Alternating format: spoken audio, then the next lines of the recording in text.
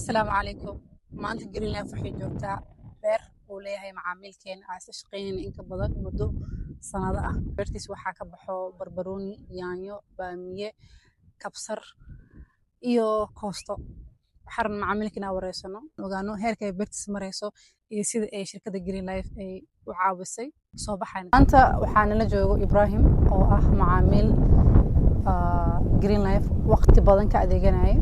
wuxuu leeyahay beero aad u waaweyn saa u jeedinba maanta waxaan rabnay inaan weydiino su'aalo iyo heerku maanta marayo. Ibrahim soo dhawow. walaal maasantii soo dhawaada. Magacaada adoo noo sheegayo sida beertan ku imaatay bal iskembar. bismillah magacayga waa Ibrahim. waxaan joognaa beeraha carbiska oo hoostaga Afgooy. marka beeraha waa beero open ah. waxaa ku beeran inta badan hadda anaga aan aad u beernaa barbarooniga iyo yaanyada.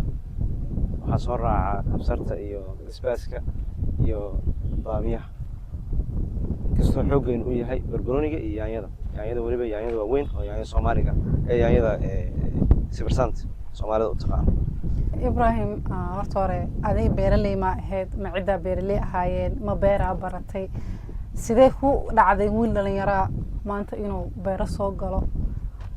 inta badan Soomaalida wax looga barta maaha dhaqankeena caadiyan dhalinyaradeena mo intuu tahriibni aadaa meelahaas ay maraan maxaa keenay maanta inuu beeraley noqdo fikirka dhaliya maxaa waay? walaal horta soo dhawow. beerahan yacni aniga nolosheedii beeraley ma noqon. aabbahay iyo waalidkayga iyo hooyaday iyo familkeenana wax beeraley ah naguma jiraan.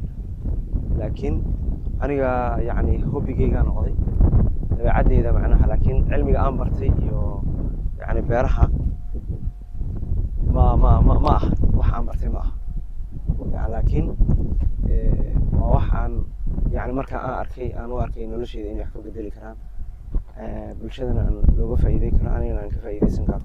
ma la dhihi karaa inaad tahay qof jecel wax soo saarka inuu dadkiisa iyo dalkiisa horumariyo jecel?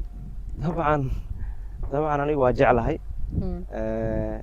laakiin dalkayga macnaha intaan aniga muu qaban karo oo macnaha awood intaas la eg oo dalka dhan wax ugu qaban kara ma ahan. laakiin waxaan jeclahay inaan adu waa janjarti koowaad leh. janjarti koowaad isku dayay koowaad waa hadda sodayaan ku jirnaa weli. haddaa ku weydiino beertan sida ay u bilaabatay qaabkay kusoo aasaasmatay siday ku baratay shirkadda Greenlife haddaa wax nooga taabatid. wallaahi horta anaga beerahan waxaan ku bilownay yacni qaab oo maxaa la yidhahdaa yacni maalgelin ah laakiin oo aanan bangiga wax saas ahayn. beerahan anaga waan ijaaranay maanan iibsan ijaar waaye oo kira ah. kiradaasna yacni oo muddo kooban soconayso. beerahana ma ahan beerihii oo yacni kuwii oo vaarowga ahaa oo beero open oo tubooyin la isticmaalayo. tubooyinkaas marka innaga markaan aragnay kabacdi Greenlife aan u tagnay. Greenlife tubooyinkaan ka soo helnay in accesska maxaan leedahay haddaan helnay qalabkii macnaha beeraha haddaan heli karno markaasaan beerihiina la kiraysan karo ceelna la heli karo. anaga beero webi ma isticmaalno ceelna la heli karo. saas darteeda anaga aan beeraha saas ku galnay. laakiin Greenlife wax badan ay naga saaciday oo beerahan in yacni tubooyinkeedii qalabkii haddii la heli karo yacni inaan ku dhiirano inaan beero galno. saas darteeda Greenlife macnaha aan dhiirigelin gooni uga helnay.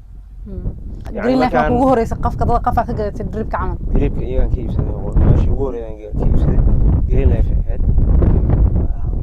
markii iyo khalabaadka hadda inta ugu badan baxday inaan ka iibsaday. ma la dhihi karaa Greenlife gacan weyn ayay ka qaadatay wax soo saarkaada? dabcan haa. Greenlife waxay naga saacidaysay yacni inaan helno inaan wax soo saarkeena inuu soo baxo oo qurxoonaado. waxaa sabab u ah Greenlife sababtoo ah waxaan ka helnay drip iyo qalab beereed oo diyaarsan oo maxaa noo fududeeyay inaan mataqaanaa aan helno inaan noo fududaato shaqadeena. Ibrahim shaqaalaha Greenlife siiba dadka noo fadhiyo xagga iyo saleska la taliyaasheena injineeradeena ma la dhihi karaa wax saacideyna waa ka heshay sidana ay u bedeleen wax soo saarkaada? shaqaalaha Greenlife maasha Allah waa fiican yihiin.